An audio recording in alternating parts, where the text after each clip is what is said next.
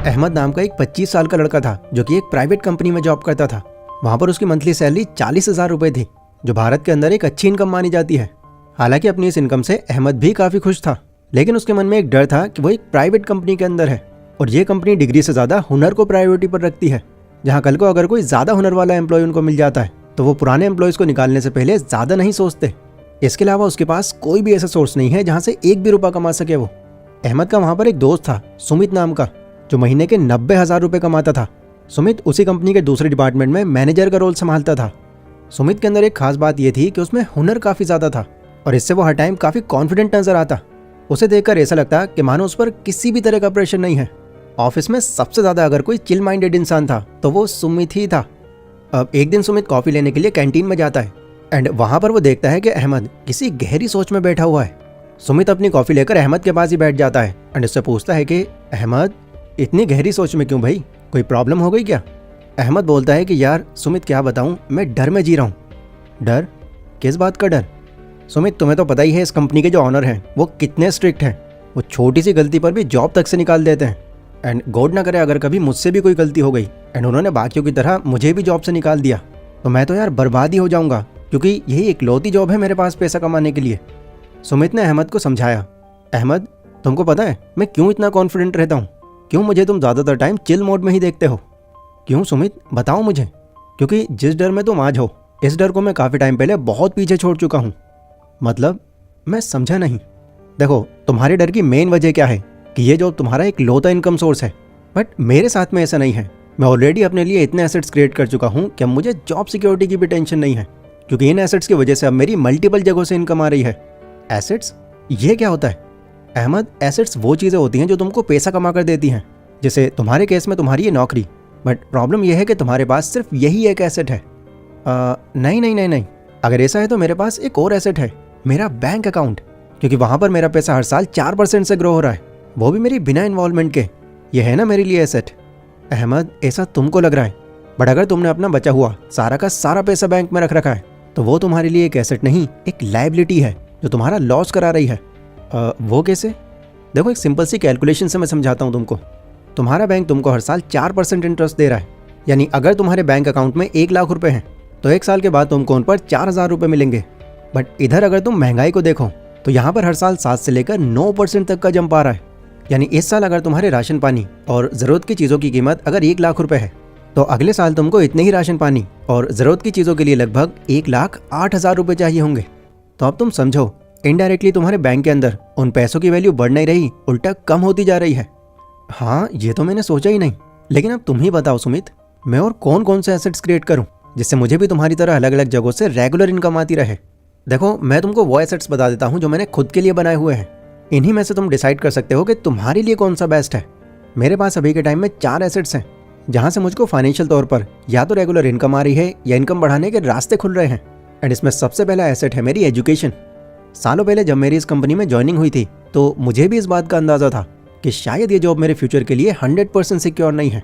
तो मान लो मेरी भी वही कंडीशन थी जो आज तुम्हारी है, बट कुछ ही टाइम के अंदर मैं समझने लगा कि अगर मुझे यहाँ पर लंबे टाइम तक टिके रहना है तो मुझे अपनी स्किल्स के अंदर सबसे बेस्ट होना पड़ेगा। यहाँ पर मेरा सबसे पहला काम सेल्स एग्जीक्यूटिव का था, जहाँ मुझे कंपनी के लिए पर डे के हिसाब से सेल्स निकालनी थी। अब उस टाइम मेरे साथ में जितने भी कलीग्स बैठे हुए थे वो सेल्स निकालने के लिए वही पुराने घिसे पीटे तरीके अपना रहे थे। तो मैंने यहाँ पर इनको फॉलो करने की जगह अपने नए तरीके ईजाद किए, जिनके लिए मुझे कुछ बुक्स और कुछ कोर्सेज बाय करने पड़े। डेफिनेटली यहाँ मेरा पैसा तो खर्च हुआ, लेकिन मुझे ये क्लियर था कि मेरी इन्वेस्टमेंट मेरे लिए आगे चलकर एक एसेट की तरह काम करेगी। और सच में ऐसा हुआ भी। उन बुक्स और कोर्सेज को अच्छे से सीख लेने के बाद मैं ह्यूमन साइकोलॉजी से लेकर persuasion, storytelling, empathy, negotiation, इन सब चीज़ों को इतनी सफाई से यूज़ करने लगा कि सामने वाले के पास कोई रीज़न ही नहीं बचता था कि वो क्यों हमारा प्रोडक्ट ना खरीदे। एंड इसी के चलते मैं अपने बाकी सारे कलीग से कई ज़्यादा सेल्स निकाल पाता था।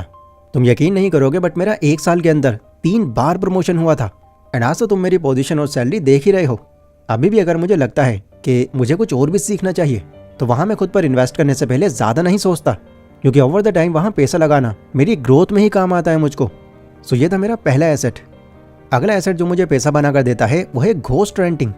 अहमद ने हैरान होकर पूछा, क्या तुम भूतों से किराया लेते हो? अरे नहीं, मैं समझाता हूँ तुमको ये क्या है। देखो, तुमको भी पता है कि अगर तुम्हारे पास कोई स्पेस है, कोई हॉल या कोई घर वगैरह, तो तुम उसको रेंट पर देकर अच्छे पैसे कमा सकते हो। बट रेंट पर देने के लिए एक अलग घर खरीदना, इसको हर कोई अफोर्ड नहीं कर सकता। And to be very honest, मेरे पास भी फिलहाल इतने पैसे नहीं हैं कि 50-60 लाख रुपए लगाकर मैं कोई दूसरा घर खरीद सकूं। मेरी तो टोटल सेविंग्स ही 10 लाख रुपए की थी, जो मैंने लगभग 2 सालों में जमा की थी। लेकिन फिर भी मैं रेंटल इनकम कमा रहा हूँ। पर कैसे? अहमद ने बड़ी हैरानी से पूछा। देखो, इंडिया की पॉपुलेशन पिछले कुछ सालों में बहुत तेजी से बढ़ रही है एंड आज तो हम पॉपुलेशन के मामले में पहले नंबर पर आ चुके हैं। एंड इसी को देखते हुए मुझे ये सालों पहले ही अंदाजा लग गया था कि आने वाले टाइम में रियल एस्टेट की डिमांड काफ़ी बढ़ने वाली है। लोगों को रहने के लिए घर चाहिए होंगे, जगह चाहिए होगी। बट अगेन, हर कोई अपना खुद का घर अफोर्ड नहीं कर सकेगा। तो मेरे और मेरे 4 कलीग्स ने मिलकर 10-10 लाख रुपए अरेंज किए एंड 50 लाख की इन्वेस्टमेंट में एक ज़मीन लेकर उस पर 5 मंजिला फ्लैट तैयार करवा दिया। वो फ्लैट जब पूरी तरह बनकर तैयार हो गया तो उसके हमने हर एक फ्लोर को 13,000 रुपये मंथ के हिसाब से रेंट पर देना शुरू कर दिया। अभी लगभग 6 साल बाद मैं उस रेंटल इनकम से 9,36,000 रुपये रिकवर कर चुका हूँ। एंड अगले साल में इस फ्लैट के साथ साथ इसकी पूरी इन्वेस्टमेंट रिकवर कर चुका हूँगा। फिर इसके बाद इसकी रेंटल इनकम एज प्रॉफिट मेरे पास आएगी। तुम ये मानो, मुझे इन 6 सालों में मेरी 10 लाख रुपए की इन्वेस्टमेंट पर 9.5 लाख रुपए का प्रॉफिट हो गया।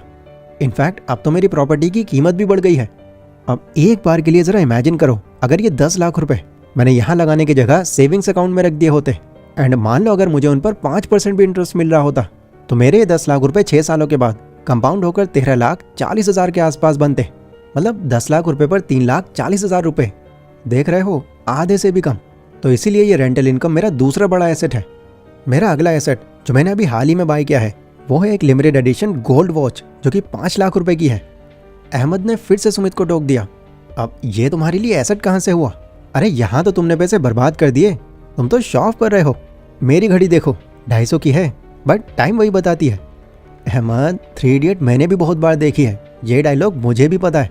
बट इस घड़ी को लेने का पर्पस मेरा शॉप करना नहीं है, मेरा सीधा पर्पस इस घड़ी के थ्रू प्रॉफिट कमाना है। अच्छा, वो कैसे? देखो, मैंने इसको इसलिए बाय किया है क्योंकि ये घड़ी गोल्ड से बनी है और गोल्ड के दाम हर साल 10 से 11% से इंक्रीज हो रहे हैं। तो इस 5 लाख की घड़ी को अगर मैं अगले 5 साल भी अपने पास रखता हूँ तो उस वक्त मेरी इस घड़ी की वैल्यू कंपाउंड इंटरेस्ट लगाकर लगभग 8,42,000 के आसपास होगी। एंड दूसरा, ये एक लिमिटेड एडिशन वॉच है जो काफ़ी रेयरली लोगों के पास मिलेगी, तो इससे इस घड़ी की वैल्यू और भी ज़्यादा बढ़ जाती है। तो ये कमोडिटी तुम मान सकते हो मेरा अगला बड़ा एसेट है, जो फ्यूचर में मुझे मेरी इन्वेस्टमेंट पर काफ़ी अच्छा प्रॉफिट देगा। अहमद ने सुमित से पूछा, सुमित एक बात बताओ, अभी तुम्हारी सैलरी 90,000 रुपये है, 13,000 रुपये तुमको रेंटल इनकम आती है, टोटल होते हैं 1,03,000 रुपये। इनमें तुम घर के खर्चे निकालने के बाद फिर भी बहुत पैसे बचा सकते हो। बट इससे पहले जब तुमको रेंटल इनकम नहीं आती थी तो तुमने 10 लाख रुपए 2 साल में जमा कैसे कर लिए? तुम घर का खर्च कैसे उठाते थे? और पहले तो तुम्हारी सैलरी भी कम रही होगी। तो इस पर सुमित ने हंसते हुए जवाब दिया, तुमने सही कहा अहमद, तुम्हारा ये सोचना जायज़ है, क्योंकि अभी तक मैंने तुमको अपने सारे एसेट्स नहीं बताए। देखो, उस टाइम मेरी मंथली सैलरी 50,000 रुपये थी एंड इसके अलावा मेरे पास कोई और इनकम सोर्स नहीं था। बट जैसा कि मैंने तुमसे कहा, सालों पहले तुम्हारी तरह ही मेरे मन में भी डर था।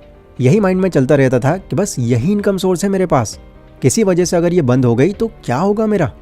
बट क्योंकि मैं खुद को एजुकेट करने के लिए कई अलग अलग बुक्स खरीदता था, तो वहीं से ही मुझे एसेट बिल्डिंग का ये कॉन्सेप्ट समझ में आया। तो मैंने फिर बिना ज़्यादा फालतू पैसे खर्च किए इसकी तैयारी जॉब लगने के दूसरे साल ही शुरू कर दी थी। मैंने जैसे तैसे उन 1-2 सालों में 3 लाख रुपए इकट्ठा किए एंड अपने किसी जानने वाले से एक सेकंड हैंड ऑटो खरीद लिया।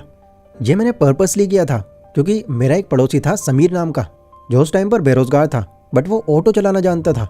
तो उसे मैंने अपने इस ऑटो को रेंट पर चलाने के लिए दे दिया। वो मुझे एक दिन के हिसाब से 700 रुपये देता था, जो महीने के बनते हैं लगभग 21,000 रुपये। हालांकि बीच बीच में उस ऑटो के अंदर कुछ एडिशनल खर्चे भी होते थे, बट फिर भी मेरी बिना किसी इन्वॉल्वमेंट के मैं ऑन एन एवरेज 18,000 रुपये तो वहाँ से कमा लिया करता था।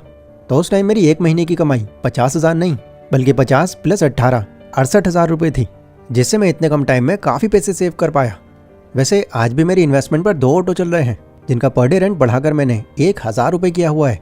तो एडिशनल खर्चे काट पीट कर मैं ऑन एन एवरेज मंथली वहाँ से 50,000 रुपये निकाल रहा हूँ।